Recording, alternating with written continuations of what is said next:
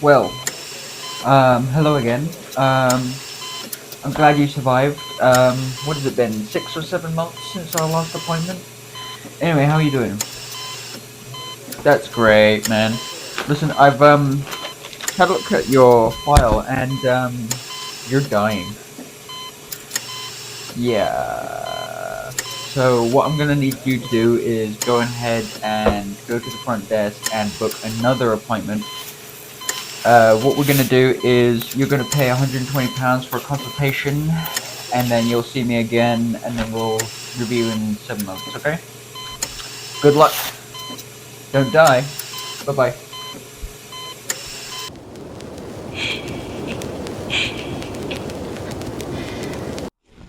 Do not be alarmed. I haven't cut my hair. I'm simply wearing a hairband right now, so you can see all of it. Happy Pride Month, everybody. Happy Pride Month. In the spirit of Pride Month, I feel like it's necessary to talk about the elephant in our society, the NHS. I will be showing you or giving you five off the cuff ways I think we as a society could pull the NHS back from the brink and wrestle control out of it from the vultures in blue ties have so mercifully stripped the NHS of all its resources and manpower and such. Now these solutions aren't meant to be a comprehensive fix. I'll do another video in the future about intricate ways when I have an actual editing skills and a professional microphone with a voiceover and a script and some actual research behind it. But I think that I've come up with five ways I think we can bring the NHS back from complete collapse, and I think it might genuinely work. So governments, the UK government especially, listen closely because I think I have the solution.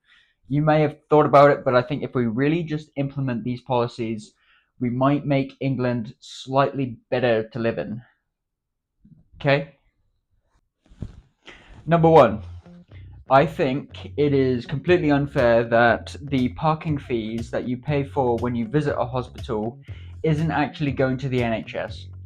It usually goes to private insurance funds that own the car park, the land, and also the building, and also maybe the council that the hospital itself rests on. If it's a council hospital, then the money is going to the council to do nothing except, line their pockets.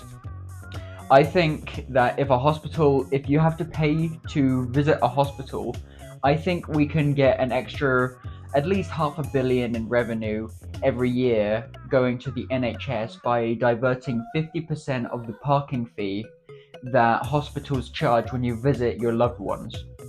Now, we all hate parking fees, but I think instead of raising taxes to go to nothing, in particular, not improving our society, we can at least divert the funds that would usually go to a private landlord who does nothing with the money except spend it on cocaine or hookers. We can divert some of that money to the NHS itself. I think that will raise at least $500 million every year, and I think it's good.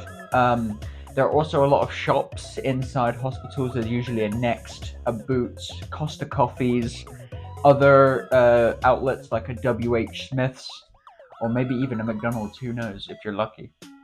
I think if a shop is paying rent inside a hospital, it should not go to a private insurance fund that doesn't do anything with the money and also doesn't maintain the actual building and just lets it become this dilapidated piece of shit that people unfortunately have to be treated inside, causing issues like not being able to treat obese patients on upper floors or the risk of sewage and rats. It's terrifying that the hospitals we visit aren't even owned by the hospitals. They're owned by insurance funds who can just cancel their contracts and boom, hospital is gone. So yeah, I think diverting 50%. I would like to do more, but unfortunately these companies would throw a fit if I suggested 100%. So I definitely think 50% goes to the NHS and 50% goes to the companies that manage them. So that's a way we can raise revenue for the NHS. That's solution number one. Number two is a little bit controversial. Number two is releasing the cap on doctor placements, medical placements, dental experts, endocrinologists, brain surgeons every year. Right now, there exists a cap in pretty much every Western nation that limits the amount of healthcare professionals that can be trained every year.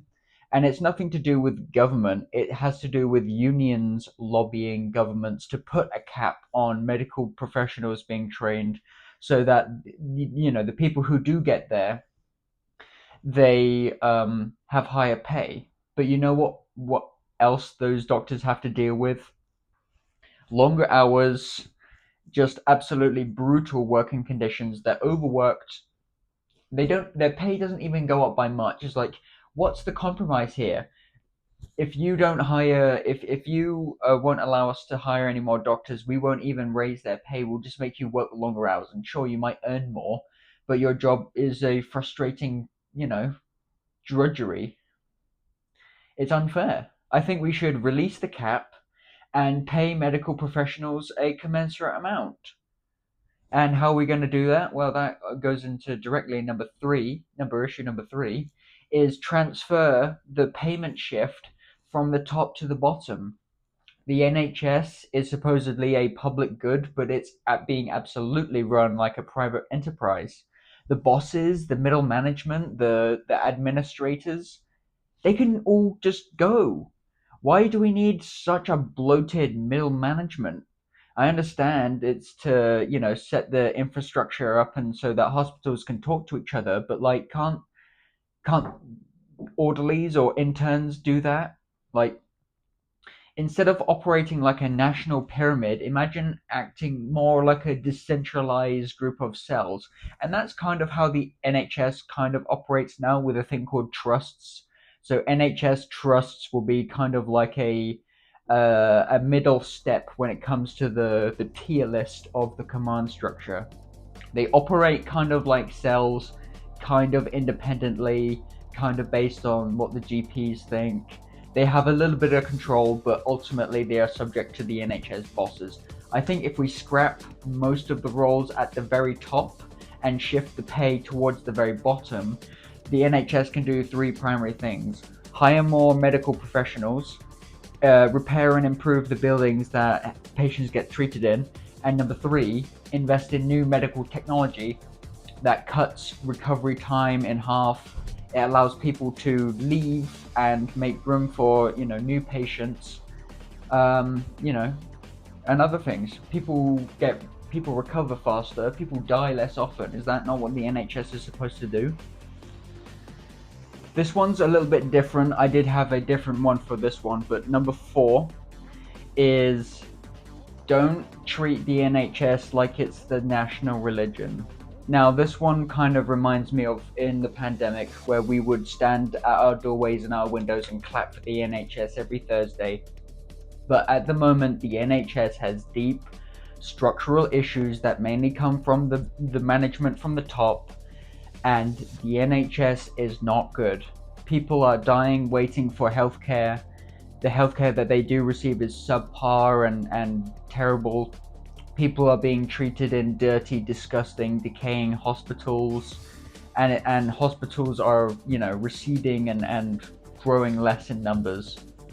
And when it comes to satellite clinics, like specialists, like you know dentist offices, I talked about this in the teeth episode, but the UK really needs to upgrade its infrastructure over building low density housing. The UK's current mindset is build more houses, there'll be more demand for services, and therefore more people will be there to spend money into these services. But that's not the case. Too many people, wait times increase, and those with deeper pockets naturally go to the front. So that's number four. Number four is stop treating the NHS as the UK's national religion, and we might actually be able to seriously criticize things and change it. We're not looking to privatize the NHS, we're looking to reform the NHS. And to start, we need to decouple this myth that the NHS is perfect as it is, and it will always be perfect. Everybody wants nationalized healthcare, but when nationalized healthcare doesn't stick up to the step up to the plate, we tend to think that, oh, we can't criticize it because any attempt to change it is privatization, and we're just one way from going into thousands and thousands and thousands of pounds of medical debt per pill. I don't want that to happen. I want public healthcare. I think it's the best thing on earth. It's the best thing about having a civilized society. But when you treat your NHS as a god and clap for it, despite it not working and people are dying and like going to shady underground health clinics and all kinds of stuff, buying medicine off the dark web, you're not performing well. And the reason they're performing well isn't on the doctors and nurses, they're at their wits' end. I exclusively blame the leadership, the outdated culture, and also the politicians that strip mine and put legislation into practice. So yeah, it's not their fault, it's the people on top, as well as the Victorian background radiation of the UK. It messes with everything. Okay, this one's going to be even more controversial than the stop listening to the unions when it comes to putting caps on medical professionals. So, solution number 5 is we need to stop favoring the old and start favoring the new. Right now, if you're an elderly person who lived an unhealthy lifestyle, you drank a lot, you smoked a lot, you had a terrible diet, you never exercised, you didn't trust doctors, you never took your meds, and now you need a transplant in your organ, you have a higher chance of receiving a replacement organ than a young person is with a genetic illness. And this is determined by an AI system that can't be appealed, can't be overturned by physicians, and can't be appealed by patients. So we are kind of basically treated as spare parts for old people. This is part of the UK's like scheme where everyone is automatically signed up for organ donations. So if you are riding your bike along the road and you fall off and you hit your head because you were stupid and you didn't wear a helmet, and you basically turn into a dribbler, then you would be automatically signed up to have your organs harvested and given to some old fuck who drank a lot. So I think when it comes to old people, I think lifestyle, and well, especially old people, but I think lifestyle shouldn't be free. I think this might be really, really controversial, but I think if you destroy your body through lifestyle alone, if you get sclerosis or you pickle your liver or get wet brain, I don't think treatment for that should be free. I'm sorry, but we need to the way we disincentivize bad living isn't by banning cigarettes, banning alcohol, banning fast food near a school or doing that. It's about making the procedures to reverse that as kind of encumbersome as possible. And the way we do that is attach a price tag to it. We make it not free, because then people will actually learn that their actions and their lifestyle have consequences, and it reminds everybody not to get so overweight where you need to have operations, or you need to have a hip replacement, or you need to have a stoma because you smoke so often. If you develop these conditions on your own, or some freak accident happened, absolutely it should be free. If you have a genetic illness or you got hit by a car, absolutely it should be free. But if you, over the course of decades, fell into a preventable illness that could have been treated well if didn't if you took care of yourself, it just provides such a amazing disincentive for people not to fall into that trap. And I think we're already kind of doing that. Generation Z is not as smoke heavy or drink heavy as previous generations, but I think it's not quite enough, because younger people are starting to pick up the vape, and that's not good. I mean, you're not inhaling tar, but you're also inhaling like zinc and other elements. The thing is that what disincentivized me from vaping was learning that when you vape and there's not enough fluid, the coil heats up and it doesn't have anywhere to go. That heat doesn't have anywhere to go. So it starts like, especially if it's a cheap disposable vape or a reusable one, whatever, it degrades. That coil heats up and it starts shedding its elements into your lungs, and you start breathing in rare earth material that's gone into this stupid little vape. So take care of yourself. The reason why old people aren't like, when it comes to their teeth, they're all messed up, isn't because they were just born that way or they didn't brush. It's because their diets were absolutely horrendous. They stop their shift at the coal mine, breathing in coal all day, to the company-owned diner next door to buy some jelly donuts, whiskey, and cigarettes. And that was their day. And then they harass the waitress, and then eventually she says yes, and then that's how I met your mother, kids. Persistence is the key. When it comes to other stuff like specialized services, like plastic surgery and braces are already considered cosmetic treatments, even though I think braces for straightening your teeth is a little bit more necessary than just, like a filling. It's necessary to the fact that everyone goes through it some way, because humans, I read somewhere that humans naturally are evolving to have slimmer mandibles. So we need braces, but shouldn't cost that much, right? In the spirit of Pride Month, I'm going to be doing a honorable mention. Number 6 is abolish the gender identity clinic system.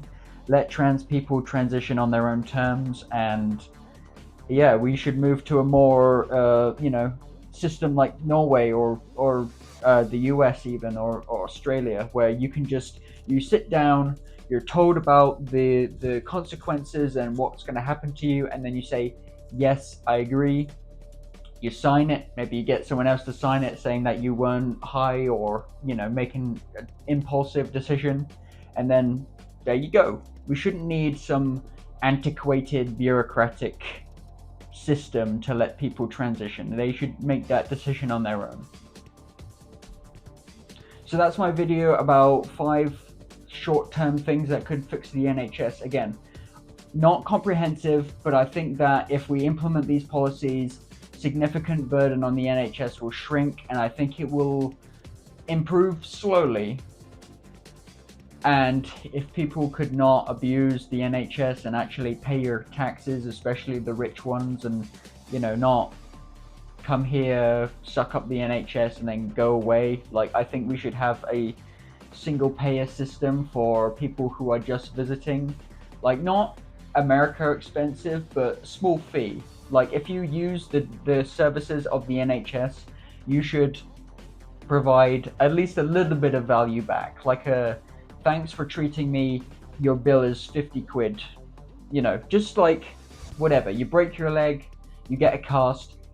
The ambulance trip isn't going to cost you any money, but the cast and some pain medicine is like £25. Something to ease the burden and prevent swarms of people coming here just for free.